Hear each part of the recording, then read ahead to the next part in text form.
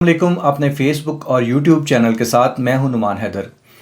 कल रावलपिंडी में एक दिलखराश वाक़या पेश आया जब तीन कम सिन बहन भाई एक आटे की पेटी में दम घुटने से जाँ बहक हो गए। वालदैन की तो जैसे दुनिया ही उजड़ गई हो, क्योंकि ये हादसा ही इतना बड़ा था। इन तीनों कम सिन बच्चों का जो बाप है वो बाइकिया चलाता था, जबकि इनकी माँ एक निजी मार्ट में जॉब करती थी। बज़ाहिर तो इस वाक़े को अगर आप कहें तो ये एक हादसा है, या वालिदैन की गफलत या लापरवाही है, या हम कह सकते हैं कि ये जॉइंट फैमिली सिस्टम से दूरी की वजह से है। लेकिन इसकी कुछ और वजूहात भी हैं, मिसाल के तौर पे जैसे गैर यकीनी और शदीद मुआशी दबाव। क्योंकि जैसा कि आप जानते हैं, घर का किराया, बिजली, गैस के बिल्स, राशन, सेहत और इसके अलावा तालीम समेत दीगर अखराजात के लिए सबको जो है वो इस दौर में दौड़ लगानी पड़ रही है। लेकिन ये कैसे मुमकिन है कि जो वालिदैन हैं वो ऐसा चाहते हों? यकीनी तौर पर वो ऐसा नहीं चाहते थे। अगर हम इस वाक़े को थोड़ा सा बारीक बीनी से सोचें तो इसमें दीगर वजूहात भी सामने आती हैं।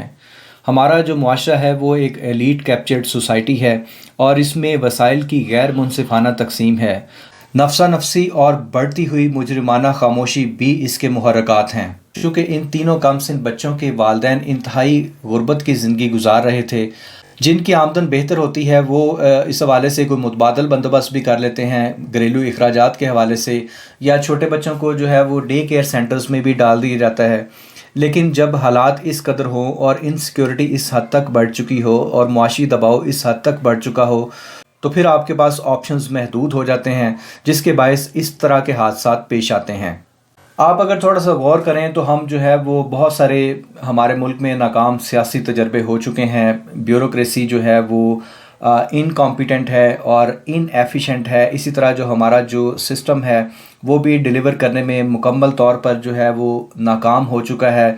इसी तरह हम देखें तो जो ताकतवर लोग हैं उनसे जो टैक्स कलेक्शन है वो सही तरह से नहीं हो पाती।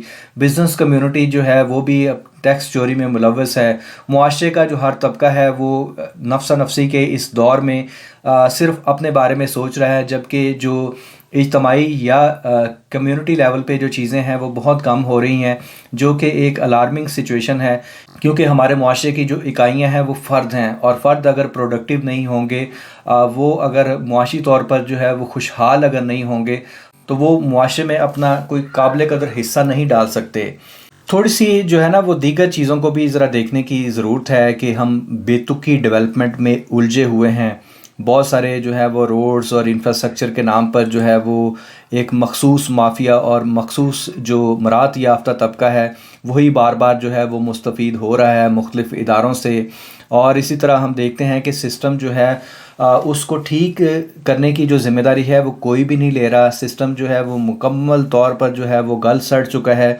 और इस हवाले से जो इंसानी हकूक़ के जितने भी इदारे हैं या जो इंसानी हकूक़ के हवाले से बोलने वाले हैं, वो इस्टेब्लिशमेंट के ख़िलाफ़ जो है वो कोई ऐसा उन्हें कोई पॉइंट मिले तो वो उस पर फ़ौरी बोलना शुरू हो जाते हैं। जबकि मुआशरे में जो इस किस्म के जो क्राइम्स हो रहे हैं, जो कि वॉर क्राइम से भी ज़्यादा जो है वो ख़तरनाक हैं, जबकि इस हवाले से जो है वो मुजरमाना खामोशी है। और हर तरफ जो है वो हम देखते हैं कि मफादात की जो गेम है उस पर जो है वो सारे प्रोपेगेंडाज किए जा रहे हैं।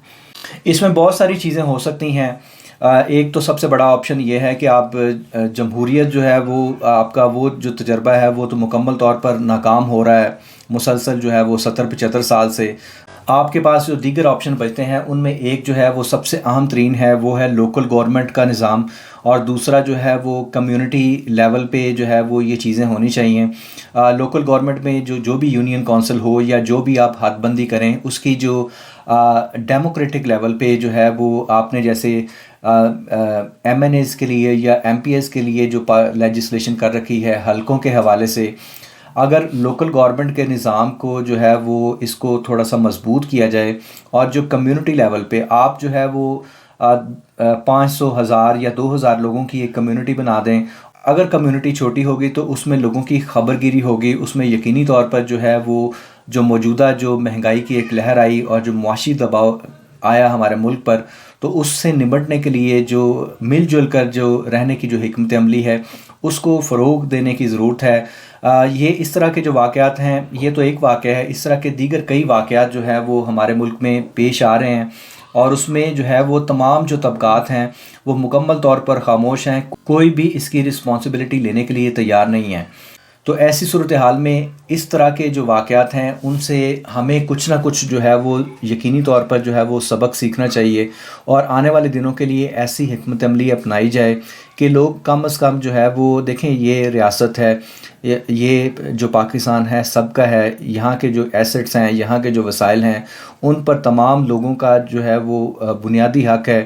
آپ جو ہے وہ جمہوریت میں اسی حق کو استعمال کرتے ہیں، اور فرد واحد کی جو رائے لیتے ہیں اس کا مقصد کیا ہوتا ہے کہ سب لوگ جو ہے وہ اس میں پارٹیسپیٹ کریں، لیکن اگر اس کو جو ہے وہ چند ایک مخصوص جو ہے وہ نوسر بازوں اور فراڈیوں کے ہاتھ میں یہ سسٹم دینا ہے، تو یقینی طور پر جو ہے وہ اس طرح کے واقعات سے وہ بالکل جو ہے انہیں کوئی فرق نہیں پڑے گا، کوئی اثر نہیں ہوگا، اور ہمارا جو معاشرہ ہے وہ اسی طرح جو ہے وہ مسلسل جو ہے وہ تباہی کی طرف جاتا رہے گا۔